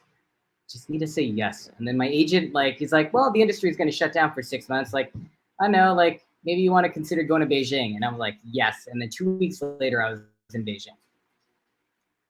This is amazing. Literally because of did the you movie. have to audition, or you just like got offers? Like, how did you do that? You speak fluent Mandarin, I assume. I learned when I got there because I wanted to communicate with humans. So Wow. it was one of those weird, like, I don't know what I was, it felt like I was possessed. I just booked my ticket. I had no plans, didn't know anybody. And I just went and learned that not a lot of people spoke English in the area that I ended up in. And so I just had to learn. And so I read a Chinese book every single day so that I would learn until I could like communicate with like the grocery people or cab drivers. And then I eventually, after my first month, I made a point not to meet any foreigners in the first month, so I would learn Chinese. I just started venturing out, and then my second month in, I met this dude in a bar who was telling me about this movie he was working on with like Andy Lau and Gong Li, who are like two of the biggest movie stars in Asia. Yes, And I'm Gong like, Li- oh, that's yeah. So it was super random. I'm like, well, who's directing it? He's like, oh, I guess I am. I'm like, oh, well, that's really cool. And he's like, do you want to be in my movie? And I'm like, What? oh, yeah, sure, I'll be in your movie. He's like, okay. And he gave me the number to the casting director. Just like, give her a call and tell her you're in my movie. I'm like, wow, what a strange world this is. And the thing is, I don't even drink. So like, what am I doing in a bar? It was just a lot of like random, like, sure, I'll do that. Okay, I'll go there. And it just leads you into random situations. And I ended up working on my first project, like having learned Mandarin phonetically for the film because I didn't speak fluently yet. It was super weird. This is incredible. So you just kind of stumbled your way into Chinese cinema. And did that lead to more jobs? It did. It did. It led me to more jobs. And then eventually I got an audition for a project in Cleveland, Ohio. I sent in a tape. They asked me to fly in for it. Did my audition. The callback for like a month. It was a pretty big like Paramount movie. And at the end of it, they're like, man, just so you know, like, we are so impressed at how good your English is. And it's because I flew in from China for the audition. But I didn't tell them for a while. I just wanted to impress them. So I eventually got the job and I told them. Yeah, worked out. This is it. This is the best story I've ever heard in my life. Also, it's so inspirational because, okay, that first of all, you know, once you have a kid, you cannot do these kind of things, Galt, because you are rooted. But the fact that you just picked up and went, I mean, this is my retirement dream, honestly, because when my baby is graduated and on her own, like that's all Felicia's doing. She's traveling the world, just going from place to place, just experiencing, and you just provided the template for just go ahead and do it. You know, you never know what's going to happen. The worst can happen is you have an experience, you go home. But at least trying it is so important and just inspirational. So did you get the Ohio job? I did. And then it opened the doors to America for me. I got my own visa, and then I just started bouncing around, and then eventually got Supernatural. So I spent time on the North American side. And like, you know, as you live this life, like you meet so many people who are kind of the same. Like one of my best friends in Beijing, she actually taught me a lot. Her name's Nina Griffey. She's from England, and she travels like more than anyone I know by herself. Like this little English girl walking around like dangerous places, I would say. But no, you just got to be smart about it. And she'll like be very to the point and like, you know, learned a lot from her. My other roommate, Stanley Sang, who's still in, like, he moved to China. He still lives there. He's married with, you know, bought a house there and everything. like everyone's kind of got all these weird things, and that's how they kind of ended up in the same places that you did. And I think having that community, you know, and it always comes back to the community. Like I couldn't have done it without those people in my life, right? Yeah. At every stage of my life, whether it's Beijing, LA, here, like you can't do it without the community around you, right? So I think I was very fortunate to be surrounded with the people that I was and am today. But it seems like you just kind of stumbled into it, and you allowed yourself to be open. I mean, I'm not really a oovy groovy person. I really am not. But, you know, there is a sort of mindset of opening yourself to possibility, and and some things will happen in your life if you're open to it, and being at the same time being open to anything happening, but also being targeted. If you have something that you want to actualize in your life, keeping it on the top of the mind, you will see opportunities where you wouldn't have if you weren't prioritizing. I mean, you're prioritizing opening yourself up to experience. That is kind of prioritizing that. And in that, and doing that, you were able to connect with people who really changed the course of your life in a really interesting way. And I think that's so, it's not an oovy groovy way. It just is a good life lesson. It's the Osric lesson. Yeah. Well, I think there's two things to that like really changed my life. One, the Yes Man movie. Like, I think the thing about that is that we all have a negativity bias, right? So like we're born with this negativity bias. I don't know if it's nature or nurture, but we will always jump to the negative. So when we try something new or scary, it's like we'll always jump to the, oh, this is bad because of this, right? Or this is gonna really like make us fail, or what if this happens? But we never think about all of the potential good things. And sometimes there's always going to be risk involved, but sometimes the risk is like this and the reward is like this. And so if it's a low risk, high reward situation, like you just got to train yourself to like recognize when those are and just go for it. If it's a high risk, low reward situation, stay away, right? And it's not always, we're not always good at recognizing that.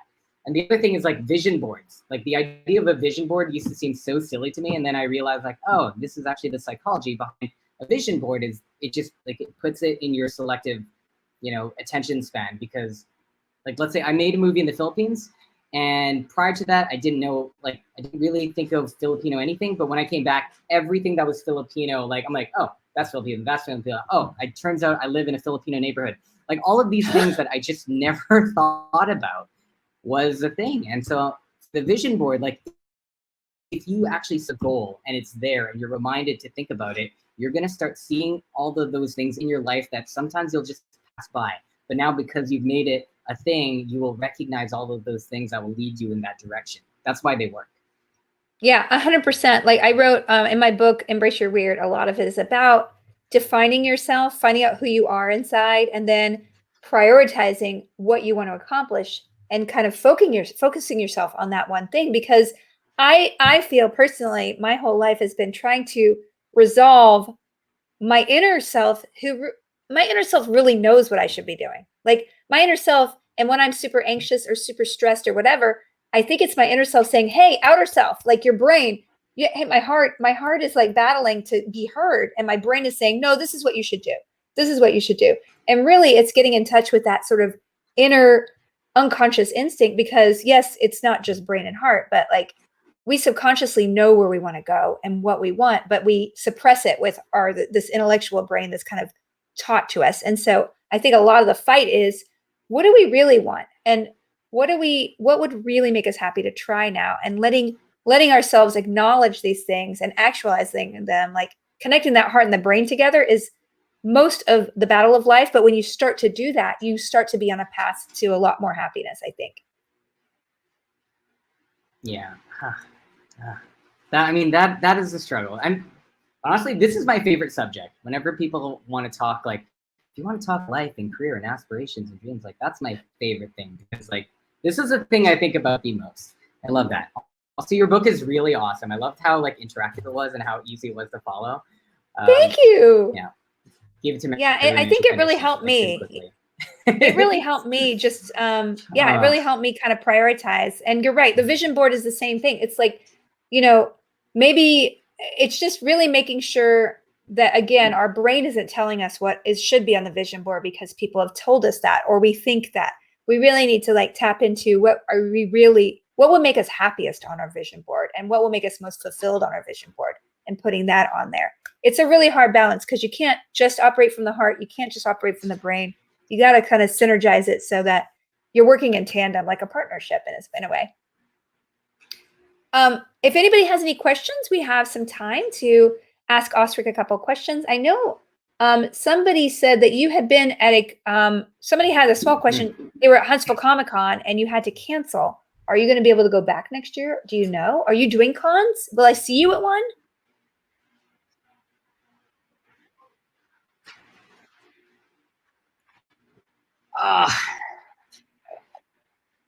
Can you hear? Man, cons are tough because filming, I mean, in my mind, I'm never filming ever again. I have already done my last job and I'm never going to get hired again. Like, that's my brain.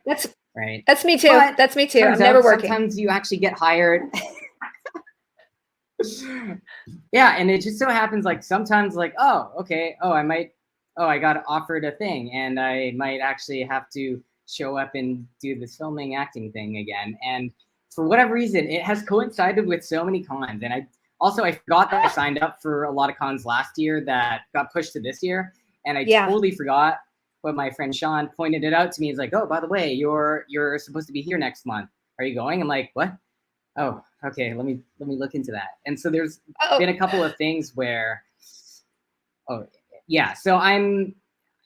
the answer is yes, unless I'm filming. And I would like to say both, like I want to work, I want to film. So it's a bittersweet thing every time. Like I want to go to cons, it's been fun. I miss traveling a lot, but at the same time, you're an actor, you want to act, you want to perform and do all of these things. And so I have a couple of jobs coming up that might pull me off of the rest of the year's schedule. And I was not expecting it, but you never expect these things. So you should never feel bad about canceling. You should never be bad because honestly, fans are there for you. Also, they're coming to see you because you work, right? Like that's what I always think. We're all very lucky to be working. And it's not the simplest with the pandemic now, because even if there's no quarantine, there's still like a 2 to 3 day wait for the results. And so like it's not so easy to just like pop in for a weekend anymore. So you can't really do that. Being that I'm in Canada now. So no. It's I mean, that's why I assume I won't, I only worked in Vancouver for like 10 years in a row. And I assume that I probably won't work there for maybe another year or at least, because it's just too hard to get people over the border. It's just still very inconvenient and still not 100% safe. And and also Disney 1976 asked, how are you dealing with cons? I don't know if I feel comfortable doing pictures with people who are unvaccinated. It's a really good point. We don't know how transmissible COVID is between people. I just read a really big thread about 3 people in a family who got COVID, even though they were vaccinated, because they were traveling and one of their kids, was too young to get it and all of them got it. So it is kind of up in the air. I don't know how comfortable do you feel even being in those positions?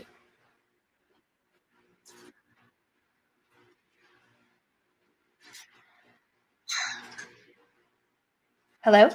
Hey, can you hear me? I mean, that's another thing that I haven't quite wrapped my head around yet. Yeah, I can hear you. Sorry, it's probably the internet here. There's just a little bit of a pause. I just got double vaxxed. Yeah, I just got double vaccinations now, and we have like our BC, like the province here, we've lifted a lot of restrictions. Like we don't have to wear a mask anymore. There's no mask mandate yet. 80% of the people, myself included, still wear masks. And some of this is like, is it okay? We are not sure. Might as well err on the side of caution because, you wear masks for other people anyways, and we're trying to be considerate people. And so there's a lot of these things. Like both my parents are fully vaccinated, and, even if there's like a 1% chance of making them sick and they get sick and that's a bad sickness, like I don't want to take that chance. No, like, it's true. I take chances enough, like being in a public place, and so like I don't want to. Yeah, I mean it's just like because we don't lose anything. It's slightly inconvenient, but I can make it part of my lifestyle. Like, there's a lot of things that I don't enjoy. Like I don't enjoy exercise, but I make it part of my lifestyle to the point where I don't think about it. And so this is just another one of those things. Like, I don't have to think about masks. I have a mask that works. It doesn't like suffocate me, and I can still function very well with it on. So why don't I just do that? So I'm on that side because I have too many people around me who I care a lot about, and I don't want to risk. You don't want to put it at risk. Yeah, I have a 4-year-old, and so she can't be vaccinated. There's no 4-year-old vaccination yet. And so if I go to a con, you're supposed to not be able to get it and bring it back, but at the same time, you still worry about it, right? So it's something that we all have to consider. I've signed up for 3 or 4 in the fall, but you know, the minute I don't feel safe, I'm just gonna not be able to go. And you know, I'm online all the time, y'all. and you can go to Osric's restaurant. Okay, Osric, this is a really good question, which I forgot I could do this. MST3K Temple asks, what would the next dream challenge be for you to try to tackle? Oh, what would the next dream challenge? There are actually so many.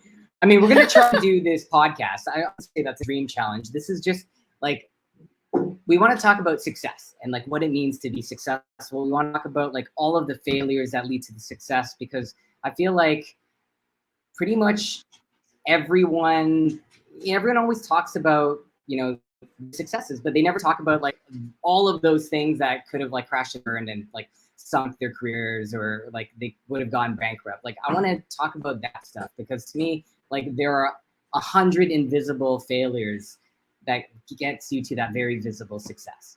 And so like, I want to talk about that to like very interesting people, whether it be entertainment, business, like restaurants, politics, anything. I think that's what we want to do. And I think that's amazing. The dream is to get to the point where we can have people walk through our very dingy restaurant, go upstairs on this maybe slightly unsafe rooftop, and just talk with the traffic running and, you know, like the night sky. I love it. That's an amazing, pretty dang cool dream. And also you have that enthusiasm. I mean, that sounds, I would listen in a second. What about directing? Well, so have you directed? You get to Vancouver, I would have you. Yes. Oh, I gotta send you my short. Oh yes, you directed a short, didn't you? I think that's what you were doing. That's what you were about to go do. That was like 3 years ago, right? No, that was like 4 months ago. Oh, no, it was 4 months ago. That was maybe what, because I know I saw you at a con. I was like, I don't think it was 3 years ago. I saw you at a con. You were going to direct something. Oh yeah. It was right before. I think it was right before the break. My first feature. Yeah. Yeah, I think I went to the Philippines to produce my first feature film. That's what I did. Yeah. But you know what? Sorry, that is a good thing. Yeah. I definitely want to write and direct a feature film. I think that would go. That's on my dream board as well. Although I'm going to wait until my kid is older to do that. Because I think Alaina was talking about that. She was like, yeah, I wanted to direct for many years, but my kids, you know, it's so all consuming. And when you get on the bandwagon of directing and that becomes your career, you're just gone for months at a time, right? And she can't do that as a single mom of 4 children. She's amazing. So the fact that she's like kind of comfortable now that her youngest is 10, she's willing to like, she feels like it's okay. It's a time when she can start to separate and kind of prioritize that. I think that's, I think it's really interesting. And also just something as an actor, it feels like a natural progression if you are kind of business-minded, but also like have a big creative urge. You know, just being an actor sometimes isn't totally fulfilling. I mean, it's nice to sit on set and be taken care of sometimes, but it also can get a little tedious. I can't imagine, you know, being on a 22 episode show and not wanting to direct at some point. What about you?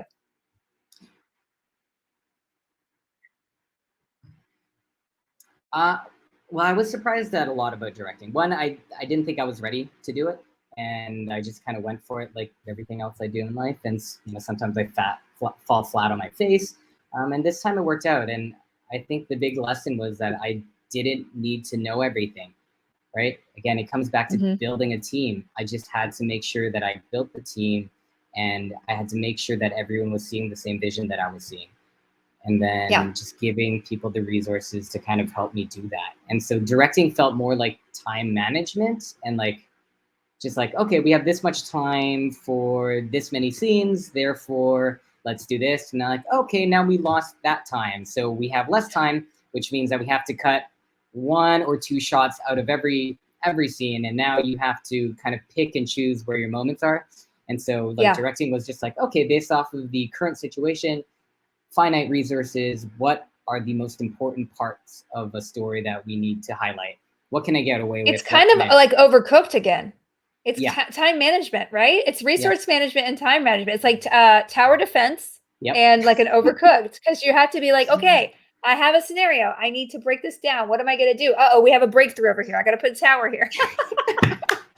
Oh, maybe that's where my training came in, because I love tower defense games. I do too. It's my favorite. If I have a writing problem, I will play a tower defense game and I will 100% figure it out the next day. I'm not kidding. It's my secret go-to to organize my brain, because it's literally a problem-solving puzzle. And you can do it over and over again. You're like, okay, how do I get through this maze? I love it. That's great. Well, as an actor, I have to tell you, your spirit and your general vibe, I would, as an actor, I would feel very comfortable in your hands, because A, I know you would run the set well, and then B, you could communicate to actors and bring the best out in them, and you wouldn't lie to them and be like, okay, we just have to go. Like, I think you have an aura about you that would make you very credible and very successful director. Well, and I want to see your short. I'll definitely send it to you, but it comes down to communication. So like leading up to the film, we had a table read, and I told everyone right there and then, I'm like, look, we only have 2 days to do like 13, 14 pages. I'm like, we're really low on time, and I wish I didn't have to do this, but there will be moments where I will just give you the result. And I apologize for that. It's just because I have like maybe 2 takes at most per every shot that we have planned. So like I knew that going in, so I told them. Pretty much everyone nailed it on the table read, maybe a couple of notes. And I told them like, okay, this is more of what I was thinking. So like we worked things out before the day, so that on the day, if they were, I'm like, okay, your hand's not in frame, like they can adjust that, right? Mm-hmm. So it made it really easy to have that conversation, to just be like, this is how I'm going to direct, because I don't have the time to do it any other way. So I think as long as everyone understands where you're coming from, like, and I hope, and I said, like, look, if you need anything, like, let me know now so we can plan around it. But if not, then this is the way we have to do it. And so like knowing that we were going into that, I think everyone was just super cool with, just taking that kind of direction. So, but that kind of communication, it's shocking that a lot of directors can't even do that. They're so into, they don't understand there's people on. I mean, I can't tell you how many directors I've just had of like, okay, we're moving on. He didn't say anything to me. Like, are we okay? Was it okay? Like, and I'm not that, I am insecure, but like, I don't need to be babied. I just would like to say, okay, great. That was great. Let's moving on. Like, just that simple communication is so basic, but at the same time, so lacking in so many people in that chair. And it's shocking. It really is. Well, having been in that chair, I will say like, there's so many things overwhelming you most of the time, that it is like the last thing that comes to mind. Like having been an actor, like I think I prioritize that a little bit higher, because like you can, like I had some amazing actors. I had Ken Kirby and Jackie Lai. Both are like working actors, very, very successful. And like even them, like, wow, why are they looking at me like that? Like I feel like they should just be so confident, because we're so lucky to have them. But at the same time, like they still, everyone needs that assurance. Everyone needs that assurance. Like no one wants to be left in the dark. Right. No. And I think that was like one big lesson that I took away. I'm like, oh, like that makes sense. Like everyone, like we're all, like you can't put anyone on a pedestal. Like we're all there together. So let's just make sure that we're all still on the same page at the beginning and by the end of it. Right. That's amazing. Yeah, it's just a fun process. Well, I want to see your short. Okay, last question before we end. This is important. Lark33 asks, Osric, what's your favorite dish at your restaurant? What do you recommend? So funny thing, because I'm vegetarian and this is a fried chicken spot. Is your other restaurant going to be a vegetarian? The other restaurant is going to be Southeast Asian, pescatarian, half plant-based. So okay. So then you're going to be able to eat at your next restaurant. Yeah. Like I'll eat time, and we just added a spicy shrimp sandy, which I have had, and it is really good. If it weren't for the palm pomelo salad, which I just think is a really nice, refreshing item, it's something I could eat every single day. That is my favorite item. And I think with fried foods, like when I used to eat a lot of fried chicken, I think one thing that was lacking was like freshness on the menu. Yeah. And now having run a restaurant, I understand why it's hard or sometimes impossible to do that. They just don't have like the kitchen space to do that. We are making additional efforts to offer fresh options. So I hope we can have a couple more of that. But the palm pomelo salad, by far my favorite. Well, everybody, now where can people find this? Do they need to follow Uncle? Like, what can I follow to drool? At Uncle's Snack Shop, double S, Snack Shop. Wait, Uncle's with Shop? with an S, and then the Snack Shop is after that, so the double S. Double S, Uncle's Yeah. Snack Shop. Yes, there's Thank two you. S's in a row. Okay, Uncle's Snack Thank Shop. you, Felicia. Snack Shop. And then we have the Seola restaurant that will be opening in a couple of months. Okay, so they just need to follow you on socials, and they'll get all that. I'll post about it. I'll be better at that. It's okay. You know what? You can't be great at everything, which you pretty much are. Thank you so much for coming on here, and I can't wait to get to Vancouver and check all of this out, because as you know, I love eating, and I'm so impressed, inspired, and just I hope that even though you're going to be working a lot, I hope we do cross paths so we can have a nice. I can't wait to have you here. Yes.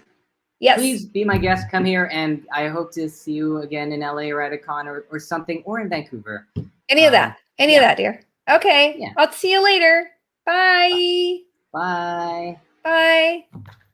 All right, you guys. Oh my gosh, what a nice evening of Felicitations. That 2 hours went by so fast. I can't even tell you. I am so grateful for all of you being here. And how do I get this off? Oh, there we go. So happy to have all of you here to enjoy this talk show. If you liked it, please follow and turn on notifications. I do stream about 4 or 5 times a week. I'm doing extra streams this month on talk show and podcast format because it's talk show month on Twitch. And so next week I will be having, let's see, who is next week? Sam Smith and Jim Beaver are going to be for the first hour. And I believe Kim Rhodes is going to be for the second hour. So if y'all want to come back, it's another supernatural, state of the natural, I guess. And so it's going to be a really great, we're going to be on the front page of Twitch next week from 7 to 9. So it's going to be a super big crowd. So if you guys want, I'm going to tell you guys privately, if you want to ask questions, probably the best way to do that is to post in my Felicia Adventures channel during the stream next week, because chat might be a little bit nuts. We might have to turn it only to subscriber chat, might have to only do emotes depending on the tonality of the chat. Who knows? It could just be not that many people on here. So we don't know. So I just want to thank all of you for being here. And I will see you, what's today? Tuesday? Okay, so tomorrow from 1 to 4, I should be playing some kind of co-op game with Amy Okuda. Probably Fortnite, because I really like that lately. And so thank you. Thank you for all the subs and follows I wasn't able to keep track of. And if you want to listen to this, I will be transcribing it and releasing it as a podcast later. Hi, podcast listeners. And there will be the VOD so that you can watch as well. All right. See y'all later. Thank you. Thank you, mods, for lifting out questions and putting them in my chat, and just for being generally awesome. All right. Bye, guys.